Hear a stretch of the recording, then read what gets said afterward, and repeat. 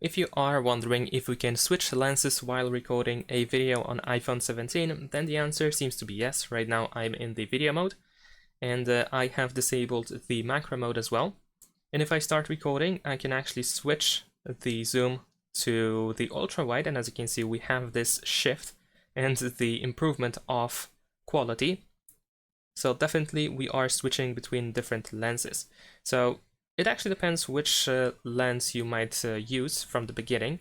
So if you happen to use the macro mode immediately, then you might not be able to actually switch the lens.